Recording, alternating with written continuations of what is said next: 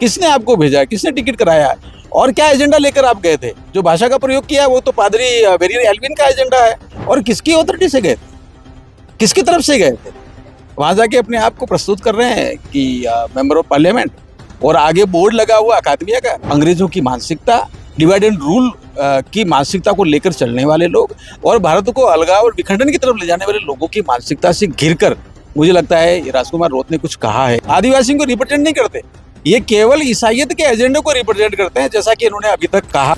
डूंगरपुर का जो है नवलश्याम स्कूल जो है, जिसके अंदर एक टीचर जो है गणित के, उनके ट्रांसफर को लेकर जो है बच्चे लगातार प्रोटेस्ट कर रहे हैं, क्योंकि वो चाहते हैं कि अच्छे टीचर वहां पर रहें। लेकिन इसके अलावा उलट में जो है एक जो टीचर वहां पर है, उनके खिलाफ जो है बच्चों का ये कहना है कि अभद्र भाषा का प्रयोग करते हैं। और उसके अंदर बच्चियों का खासतौर से ये कहना है, जो सरकारी स्कूल की बच्चियां हैं, उनका ये कहना है कि जब हम टॉयलेट ले जाती है तो हमको ये कहा जाता है कि बार बार टॉयलेट के लिए तो सील दूंगा। इस तरह की अभद्र भाषा का प्रयोग किया जाता है, इसलिए बच्चों में खासा जो है आक्रोश है। क्या कहेंगे आप इसको लेकर? डूंगरपुर का आपने उल्लेख किया, मुझे लगता है डूंगरपुर विगत दिनों में कुछ घटनाओं को लेकर, कुछ प्रवृत्तियों को लेकर, एक विचारधारा को लेकर एक नई दिशा में जा रहा है। वो दिशा भटकाव की है क्या, वहाँ के लोग, वहाँ का तंत्र कैसे काम कर रहा है, चिंतनीय विषय है। विगत दिनों भी ऐसा जानकारी में आया कि वहाँ एक राजनीतिक दल, बीएपी के लिए काम करने वाला एक शिक्षक जो टीईएफ का था, और उसने भी इस तरह की अभद्र व्यवहार भी किए हैं, उसके खिलाफ बहुत संगीन आरोप थे। मुझे लगता है विभाग को इसके तह में जाना चाहिए और पता करना चाहिए ऐसे क्या तंत्र वहाँ पर डेवलप हुआ है, और इस तरह का जो भी हुआ है निश्चित रूप से भर्त्सना करते हैं और राजस्थान सरकार को आग्रह करेंगे कि इस तरह की चीज़ों के, इस तरह के लोगों के, उनके खिलाफ सख्त कार्रवाई करें।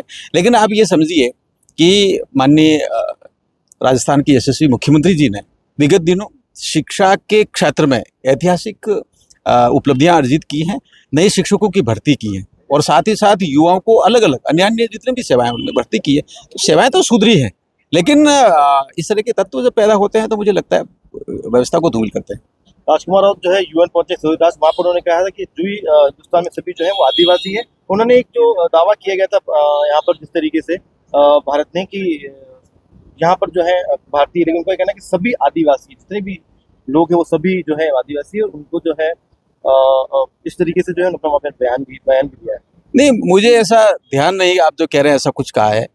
सोशल मीडिया से कुछ खबर तो मिली है कि वो गए हैं। मुझे दो चीजें कहनी है। बाबा साहब अम्बेडकर जब संविधान बना रहे थे तो अनुसूचित जनजाति शब्द का प्रयोग, और अंतिम रूप से यही शब्द रहेगा संवैधानिक तौर पर, ये कहा था।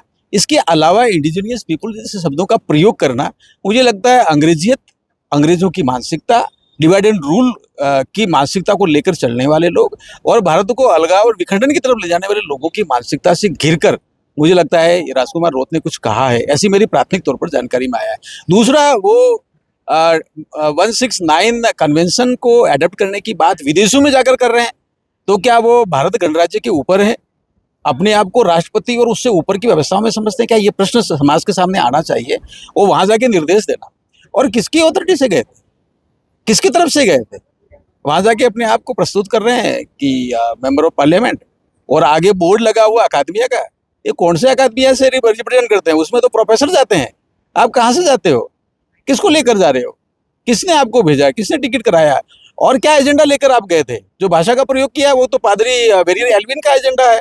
और मुझे ये बताया गया कि विक्टर नाम का एक व्यक्ति है, उसने इनको मनोनीत किया है। तो क्या ये सारे जो विषय हैं ये चिंतनीय विषय है? भारत के बाहर जाकर भारत का जो गणतंत्र है, लोकतंत्र है, संविधान है, उसके दायरे में बात करने की जगह उससे ऊपर जाकर उठकर बात करना, हवाई फायर करना, मुझे लगता है ये ठीक नहीं है और इसकी तह तक जांच होनी चाहिए, ऐसा मुझे लगता है। बाकी डिटेल पता कर रहे हैं कि क्या एजेंडा लेकर गए, किनके इशारों पर गए, और कहीं ऐसा तो नहीं है कि अभी तक, क्योंकि इनका विचार मूल रूप से ईसाइयत को लेकर चल रहा है और इनको ना तो किसी भारत के संविधान से मतलब है, ना ही आदिवासी समाज से मतलब है, ना ही लोकतंत्र से मतलब है। ये केवल ईसाइयत का प्रचार करने जा रहे थे और इनकी भाषा में और इनके जो कंटेंट इन्होंने वहाँ रखा है उसमें ये दिख रहा है। तो मुझे लगता है ये चिंता का विषय तो ये है।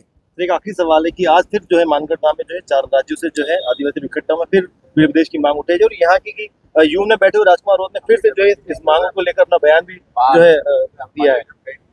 मुझे इसका पता नहीं कि मानगढ़ पर आज की तारीख में क्या हुआ, लेकिन मानगढ़ धाम का आंदोलन 1913 में जब हुआ था और अंग्रेजों ने जो जघन्य नरसंहार किया था, वो इस बात को लेकर किया था कि भारत की स्वाधीनता को मांगने वाले लोग जो है वो वहाँ थे और जो भील समाज है वो समृद्ध समाज के साथ मिलकर भारत के उसके लिए बात कर रहा था।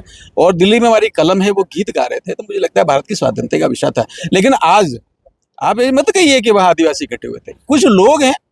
और ये जो इकोसिस्टम है बीएपी और बीजेपी से रिलेटेड, ये हम मीडिया को, समाज को और जितने चिंतन करने वाले लोगों को सबको स्पष्टता होनी चाहिए कि ये आदिवासियों को रिप्रेजेंट नहीं करते, ये केवल ईसाइयत के एजेंडे को रिप्रेजेंट करते हैं। जैसा कि इन्होंने अभी तक कहा है, ये पत्थलगड़ी मूवमेंट झारखंड और छत्तीसगढ़ से निकल कर आए हैं। इनके बीच में अभी भी स्टैन स्वामी नाम का एक व्यक्ति जो पादरी था, उसके चेले चपाटे उसमें मिलकर घुल मिलकर के काम कर रहे हैं। तो इनका एजेंडा केवल ईसाइयत और ईसाइयत के आसपास है, जो विकास विरोधी है, क्योंकि आगे जाकर ये नक्सलवाद को सपोर्ट करते हुए नजर आते हैं।